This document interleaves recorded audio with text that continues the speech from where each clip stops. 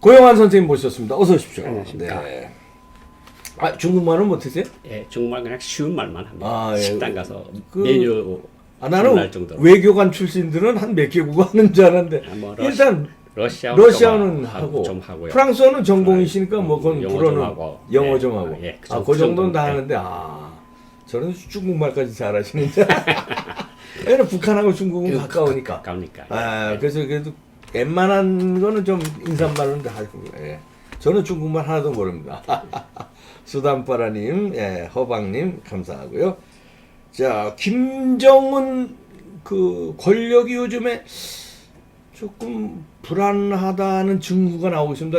왜냐면 북한은 잘 안 교체하잖아요. 예. 특별히 외무상 같은 거는 예. 뭐 10년 이상 쭉 해오는데 갑자기 확 교체했는데 이상한 사람으로 교체했습니다. 요새 뭐 아까 어떤 분이 들어오셔서 이제 네. 수국민이 석 터진다고 네. 말씀을 하셨는데 네, 한두 분 그래도 아닙니다. 조금 좀 기분 좀 나게 하려는 소식이 좀 있는 게 예. 지난해 12월 달에 네. 북한에서 당중앙회 전원회의 있었다는 말씀 네. 제가 처음에 와서 뭐 흰셔츠 입고 김정은이 예, 왜 예. 연설했느냐 예. 그런 얘기도 했고 그 다음에 이제 그게 이제 전두환 얘기도 했는데 오늘 처음으로 좀 말씀드리자고 하는 게 네. 평양 권력이 잠깐 이상해 보인다. 왜 이상한 게 보이는가 하면 지난해 12월에 예. 당중앙 군사위원회를 했는데 예. 여기서 김정은이가 군단장, 군단 정치위원, 그다음에 해군사령부, 공군사령부, 전략군사령부, 수도방어사령부 예. 이런 그 간부들이 거의 절반을 바꿔치웠어요. 우와, 야 이거 엄청나네. 네, 그리고 지난해 12월 말에 당중앙회 전원회의를 정말 어려운 때 4일 해놓고는 없었는데 당대에 버금가는 그런 당 전원회의를 하고 예. 사람들을 바꿨는데 네. 당중앙위원회 전문 부서라고 있습니다. 네. 조직지도부, 선전선동부, 국제사업부, 뭐 이렇게 쭉 군사부 이렇게 있는데 네. 15명의 부장 중에서 10명을 교체했어요. 3분의 2를 교체한 거네. 3분의 2를 교체했고, 그 다음에 당중앙위원회 부위원장이 12명인데 그 중에서 5명을 교체했습니다. 그건 3분의 1이 교체가 됐어요. 네. 그래서 이게 이상하다고 계속 주시하고 있었는데 네.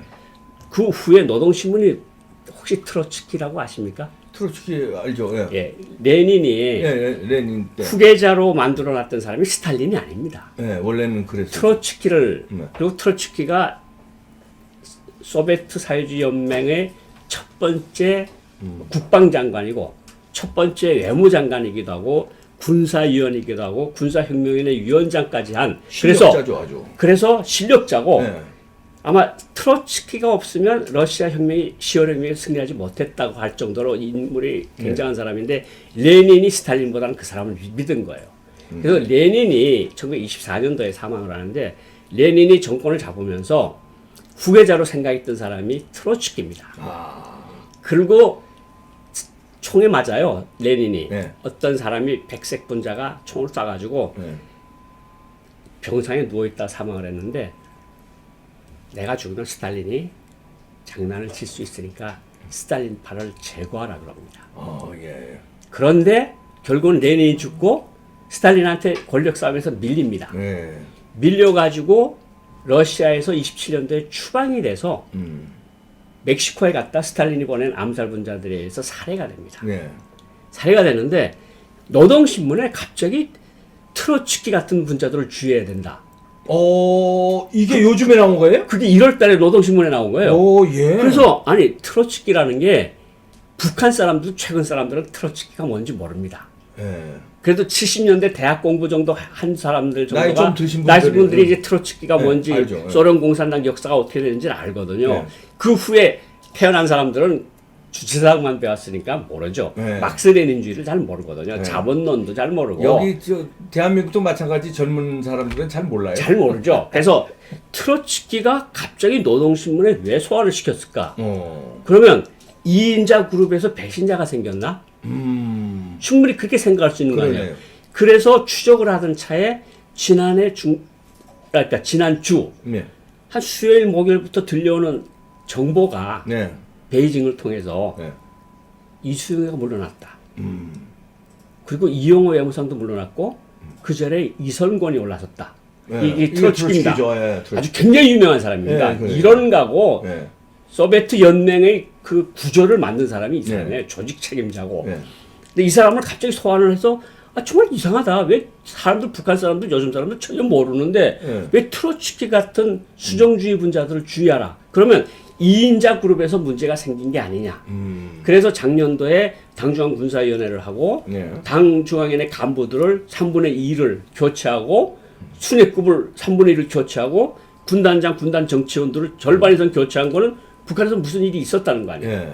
우리가 그건 아직까지 모릅니다. 예. 그건 아직까지 북한 최고 핵심부에서 일어나는데 우리는 이제 노동신문을 그러나 매일 보잖아요. 징후는 이상하다는 거죠. 징후는 이상한 거죠. 왜냐면 안 하던 지금 이게 개편이 예. 그것도 한두 명이 아니라 뭐 3분의 2씩, 3분의 1씩 막 교체하니까 절반씩. 교체를 했는데 예. 우리는 노동신문을 매일 보잖아요. 네. 노동신문을 매일 보는데 노동신문 문구를 우리가 주의해서 봅니다. 네. 거기에 이제 외국을 통해서 들어오는 정보는 거기에 이제 이게 이렇게 돼서 연결을 시키는데 좋은데 그거를 우리가 100% 믿지 못하는 게 네. 이 사람은 예를 들어서 황병서가 죽었다. 이 사람은 황병서가 제가 시간 있을 때 2인자의 예, 예. 스토리도 한번 풀어보려고 그러면 하는데 그러시죠, 예. 지금 거의 회생 불가능한 처지에 빠졌거나 황병서는 황병서가 작년도에 예, 예. 그러거나 죽었다는 말까지 나오는데 네. 어떤 사람은 사형당했다고 네. 어떤 사람은 교화소에 갔다고 어떤 사람은 노동자로 갔다 그러니까 그게 우리가 100% 어느 사람 말을 신뢰할 수가 없어. 저도 여기 나와서 말할 때는 굉장히 신중해서 이야기를 하는데 네. 노동신문은 이거는 그건 뭐 진실 아닙니까? 그 자기네 그걸 기관지니까. 자기네 기관지니까. 그런데 제가 여기서 가장 주의 깊게 본 게 누구냐면 이수영입니다.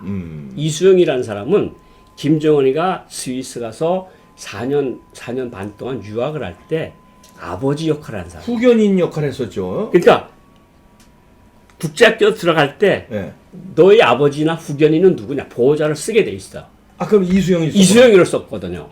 그리고 김정은이가 후계자로 임명이 됐을 때 안 사람은 김양건, 왜 의문이 교통사고로 죽은 통전부장, 예, 예. 김영철 전에 통전부장, 예, 예. 김양건이라고 한국에 왔다 아주 예. 잘생긴 사람, 잘생긴 사람이죠. 예. 김양건, 황병서, 예.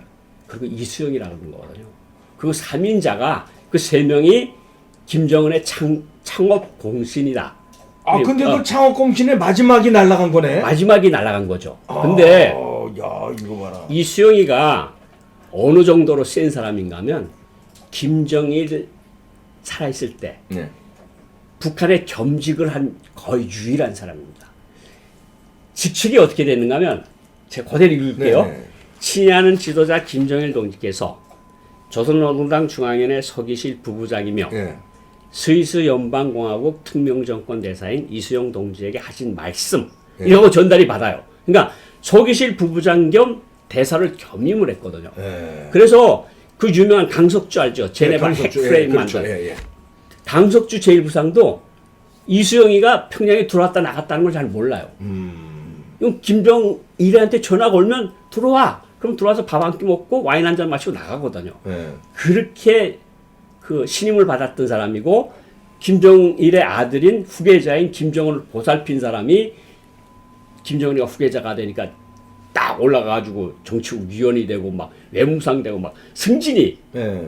빠른 거고 그 다음에 2016년도에 당 국제부장으로 외무상 있던 이수영이가 국제부장으로 가면서 그 자리에 이용호를 갖다 놓는단 말이죠. 네.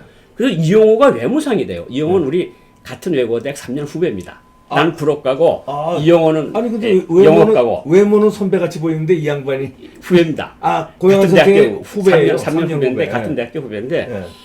똑똑하거든요. 이 사람 똑똑한데 이 사람 가정사에 좀 굉장히 좀 불운한 게 있는데 제가 그건 너무 자극적인 말이라 그건 피하겠고 불륜이구나. 아니 뭐 그거는 제가 이제 후에 예, 조금 예, 더 알겠습니다. 말씀드릴 예, 기회가 있으면 말하겠는데 아버지가 이명재라고 김정일 때 제일 잘 나간 사람. 이명재 들어봤는데. 이명재가 서기실 실장입니다. 예. 이명재가 서기실 실장을 할 때 예.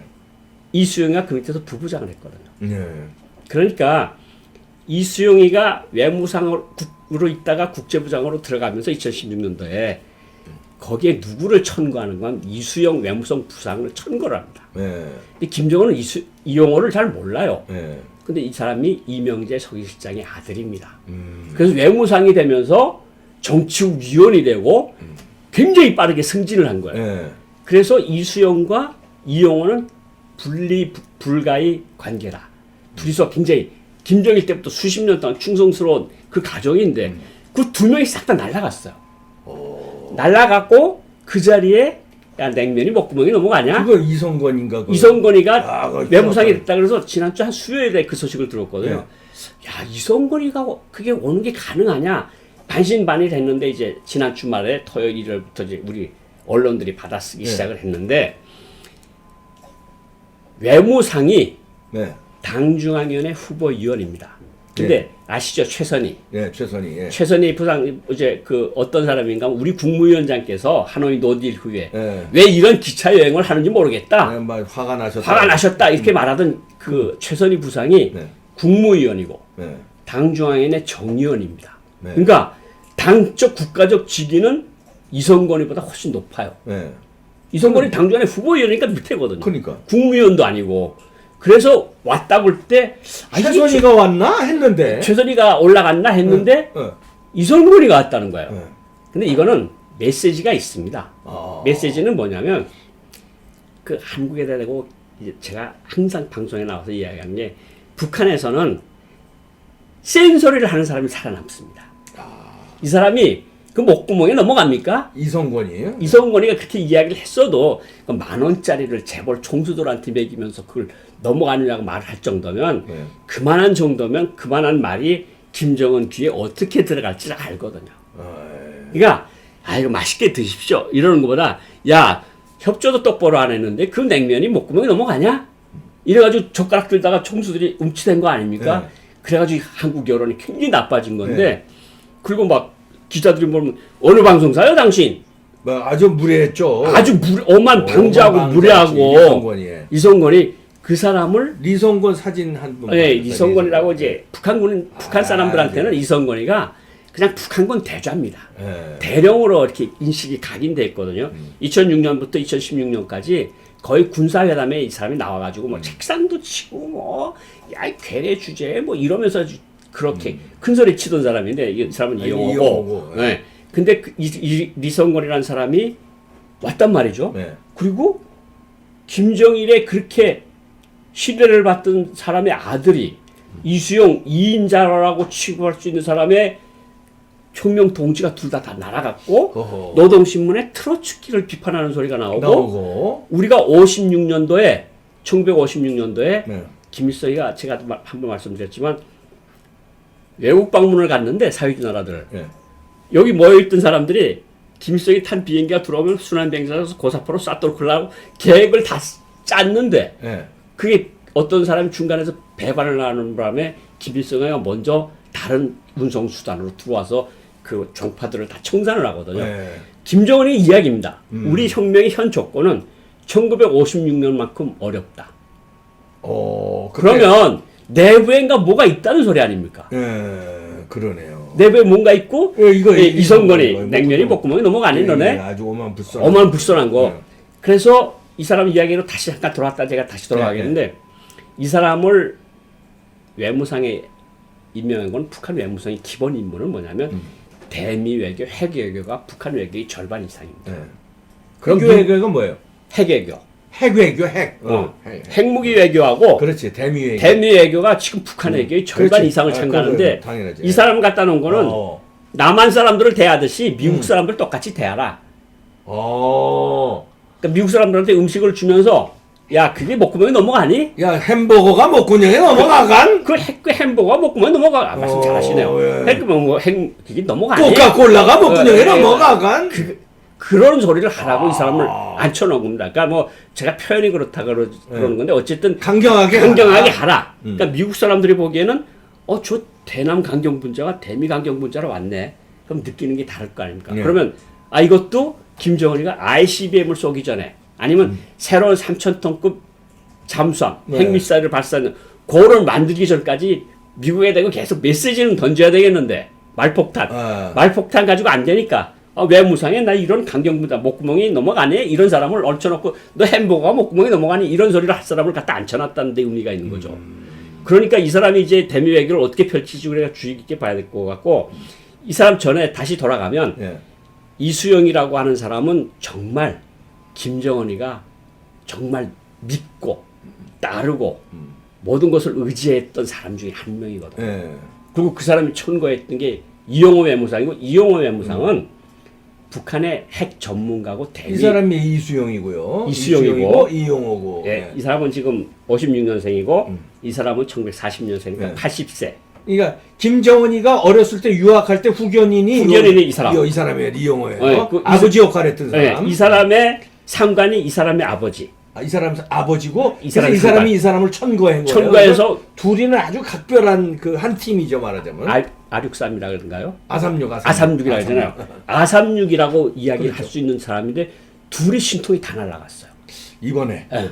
그리고 북한에서 트로츠키가 나오고 1956년에 반종파 투쟁 이야기가 나온 거 보면 북한에서 뭔가 있었다. 그거는 실질적으로 군 사령관들이 절반이 교체되고 당 전문 부서의 3분의 2가 교체가 되고 당 주간의 핵심부가 3분의 1이 교체됐다. 이건 사실 아닙니까? 그렇죠.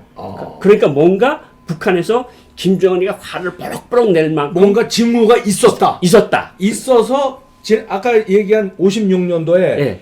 김일성이가 들어오기 전에 그런 첩보를 입수해서 딴 데로 들어오고 다 죽였잖아요. 예.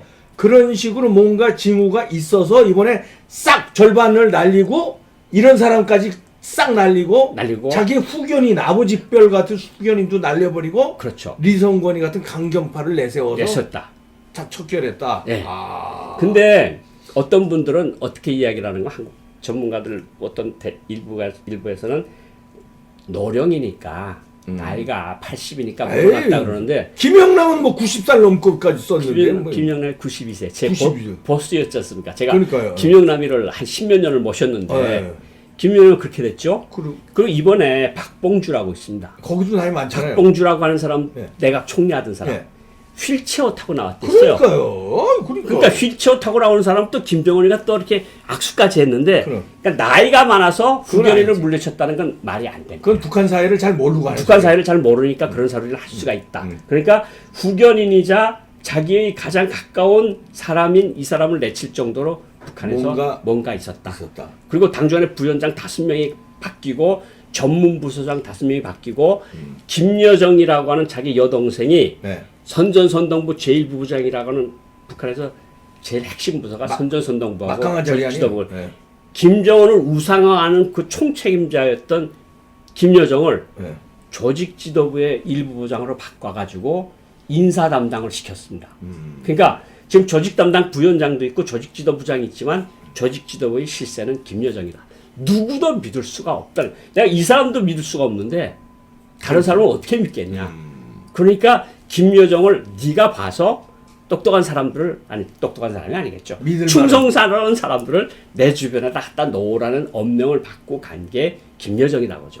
그러니까 북한 내부 아주 핵심에서 무슨 사건이 있었다는 거지. 한두 달 있으면 제가 무슨 소식이 들려오면 또 말씀을 드릴게요. 한두 달 있으면 제 귀에까지 들려올 것 같은데 뭔가는 분명히 있었다. 북한 내부에 흔들림이 있고 그 흔들림은 트로츠키가 나오고 56년 반종파 반혁명 분자들 얘기가 나오는 걸 보면 북한에 유사한 사건이 터졌거나 터질 기미가 있은 거 아니냐. 징후는 있어서 미리 포착이 됐다. 그래서 이런 사람들을 다 바꾸고 강경 분자들을 아니면 자기 혈족들을 그 자리로 메꿨다. 그러면 북한에 과연 무슨 일이 있었는가? 그러니까 핵심부가 흔들릴 정도로 당정군의 핵심 분자들을 바꿀 정도로 뭔가 특이한 사건이 있었다. 그런데 저는 이제 지난번에 2주 전인가요? 우리 고영환 선생님 나오셔서 왜 그 이상하다. 하얀 그 겨울인데 하얀 와이셔츠 바람으로 당 군사회의를 김정은이가 주도한 게 이상하다고 분석하셨잖아요. 그러니까 맞물리네 그게. 그게 맞물리는 거죠. 맞물리는 그게. 제가 그 56년도 그때의 상황을 왜 연상을 시키는 흰 셔츠를 입고 당면에 전원회에 나와서 그 열변을 토했을까? 이 엄동설 안에 그게 이상하다. 이게 뭔가 56년만큼 북한 저는 그렇게 생각을 했었어요. 56년만큼 돈도 없고 경제도 안 돌아가고 사람들도 힘들어서 그래서 56년을 소환을 시켰는가? 그런데 지도부 2주 전에는 그렇게 예측을 하셨는데 이번에 이거 바뀐 거 보고서는 이거 그게 이게 아니구나. 내 북한 권력 핵심부에 무슨 일이 있었다. 있었다. 그러니까 그 엄중한 사태를 당원들과 근로자들한테 보여주기 위해서 흰셔츠를 입고 나왔다. 그런데 저는 여기서 또 딱 떠오르는 게 김평일이가 북한으로 들어갔잖아요. 네.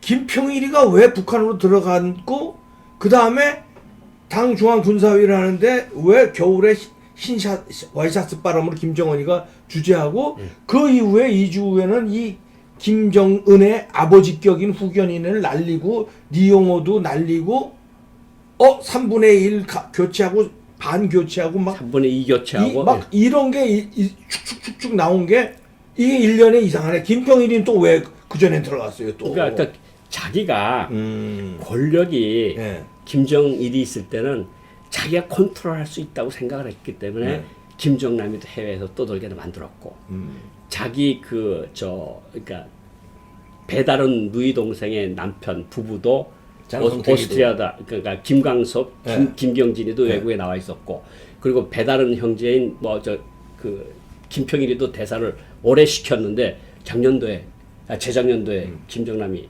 2월달에 쿠알라룸푸르 죽이고 작년도엔 김평일까지 데리고 들어갔어요. 그만큼 자기가 마음의 겨를이 없고 그만큼 뭔가 위기에 감이 있으니까 지금 그렇게 간부들도 받고 김평일이도 나가 있으면 뭔가 딴 사람들이 그림자가 어른거리고 뭔가 그러니까 불안하거든요. 그러니까 들여놓고 내가 김일성의 아들이니까 반은 주겠는데 딴 생각하지 말고 그냥 거기서 내가 주는 고추장 먹고 내가 주는 사슴고기 먹으면서 그냥 거기서만 있어. 집에서 나오지 마. 그러고 갖다 놓은 거거든요. 지금. 그러면은 이게 이제 역사는 데자뷰한다고 그 김일성이가 그때 한참 권력 투쟁할 때 막 연안파 무슨 소련파 막 제거하잖아요. 막 죽이잖아요 그때. 왜냐하면 자기 권력 기반이 그때 확립되기 전이니까. 그렇죠. 그때 연상이 되네요. 그냥 김정남이 죽이고 우선 장성택이부터 죽였잖아요. 고모부부터. 고모부 죽여서도 안 되니까 이복형 김정남이 죽이고 그걸로도 안 되니까 후견인 이거 자르고 이인자 자르고 김평일이 들여오고 그러니까 불안하다는 거네. 김일성이가 권력을 잡는 거를 보면 53년도에 남로당을 제거하고 56년에 친중파 친러파를 제거하고 67년도에 갑산파 국내파를 제거하고 69년에 빨치산파까지 다 제거를 해서 제거하잖아요. 자기 1인 독재를 만들어서 그걸 아들한테 넘겨줬어요. 그러니까 아들은 조금 편한 상태에서 했는데 이거는 아버지 김정은은 아버지 때보다 더 어려운 경제 아무것도 없는 나라를 이어받았어요. 나이도 또 어리고 물려받았고. 그러니까 그때 자기가 제일 믿었던 사람이 황병서, 니용호, 그다음에 김양건 이 세 명이 이수영, 김양건, 황병서. 그래서 세 사람이 다 잘 나갔어요. 그런데 김양건은 자동차도 얼마 없는 평양에서 자동차 사고로 교통사고로 죽었고. 그건 죽인 거지 뭐. 그리고 황병서도 슬그머니 사라졌고. 그리고 이제는 마지막으로 남은 이 사람도 사라지고. 그러면 이제는 자기 주변에 믿을 만한 사람이 김여정이밖에 없네. 피부치밖에 없다는 거죠. 김여정이 형 김정철이가 있는데 형은 잠재적인 라이벌이야. 그러니까 자기 친엄마 같은 배에도 낳고 아버지가 같으니까 내가 너를 어떻게 하진 않겠지만 너가 있는 건 내가 꽁꽁 국민들한테 감출 거야. 그래서 그 사람은 전제는 모르는 사람이 많아요. 그러니까 두 명이 형제 자매만 있는 줄 알거든요. 북한 일반 주민들은. 김정은, 김여정. 요 둘이서 지금 평양을 통치하는 거예요. 그러니까 모든 인사 사업은 여동생한테 맡기고 자기는 이제 핵무기, 군사, 잠수함 이런 거하고 관광 이외에는 관심이 없어요. 김정은 위원장이 관심 사항을 보면요. 핵무기하고 미사일하고 전략무기 만드는 거하고 관광. 그렇죠. 그러니까 뭐 양덕, 온천지구, 삼전, 백두산, 관광지구. 지금 스위스에 있었으니까. 그렇죠. 그러니까 그리고 그 사람들이 나름의 생각이 낸 게 뭐냐면 국제 제재에 걸리지 않는 유일한 게 관광입니다. 그렇지. 개별 그 관광. 틈새를 노려서 중국 사람들 데리고 들어가서 지금 뭐 단동에서 네. 평양 개성으로 들어가는 국제 열차는 중국 사람들이 꽉꽉 차서 들어간대요. 네. 그러니까 중국 사람들이 그 마지막 돈줄이구나. 마지막 돈줄이야 이게. 근데 만약에 말이에요. 이 이야기가 좀 왔다 갔다 두서없이서 그런데 만약에 ICBM을 쏴서 네. 미국이 관광까지도 제재를 하면 정말 숨 막히는 거죠. 그런데 문제는 이 우리 개별 관광이 대한민국 사람 열어주려고 그러는 거 아니에요? 이게 두 가지 문제가 이게 있어요. 마지막 순통열 두 가지 문제가 있어요. 중국처럼 1년에 10만 명씩 들어가겠습니까? 우리나라 사람들이. 첫 번째 문제. 네. 개별 관광을 갔다 오면 미국에 들어가는 비자에 문제가 생겨요. 그렇지. 그러니까 미국을 갈 거냐, 북한을 갈 거냐, 이 개별 관광객들이 판단을 해야 돼. 하와이도 못 가거든요. 네. 둘째는 북한 입장인데 10만 명씩 20만 명씩 중국 사람들이 들어가는데 한국 관광객 들어가봤자 몇천 명, 몇백 명, 몇천 명일 거 아닙니까? 네. 이건 돈이 안 된다고 생각을 하거든요. 괜히 뭐 당신네 들어온다 그래서 뭐 우리가 결국 뭐 돈도 벌 거 없고 뭐 당신네한테 뭐 뒤로는 뭐 통한다는 소리 듣고 싶지도 않고 북한 입장도 문제예요. 그러니까 북한이라고 하는 나라가 지금 김정은의 생각은 그냥 미사일, 잠수함, 관광. 그러니까 우리도 거기에 뭔가 끼어들어서 저 사람이 저렇게 관광에 신경을 쓰니까 우리가 관광을 해서 남북 관계를 개선하겠다는 게 아마 생각인 것 같은데 이건 좀 더 두고 봐야 될 것 같고요. 어쨌든 오늘은 이제 북한 내부만 이야기를 하면 김정은 자체가 주변에 믿을 사람이 없고 뭔가 흔들리고 그러니까 핵심 간부들 왜 그런가 하면 작년도 4월 달에 전원회의가 한 번 있었어요. 그때 간부들 많이 바꿨어요. 그런데 또 이번에. 근데 7개월 만에 또 해서 또 바꿨어요. 야, 이거. 그러니까 1년에 2번 바꾸는 예가 거의 없어요. 그것도 이렇게 왕창. 그러니까 북한 내부에 뭔가 문제가 생겼다. 있다. 우리가 주시를 해야 된다. 네. 아, 주시 뭐 이제 다음 주에도 네. 뭐 징후가 포착되면 또 알려주시고요. 네. 아니 근데 지금 설명을 들어보니까 아 이거 틀림없는 것 같아요. 1년에 이렇게 뭐 전 북한에 살지 않았어도 이게 추리가 되네요. 그렇죠. 아, 이게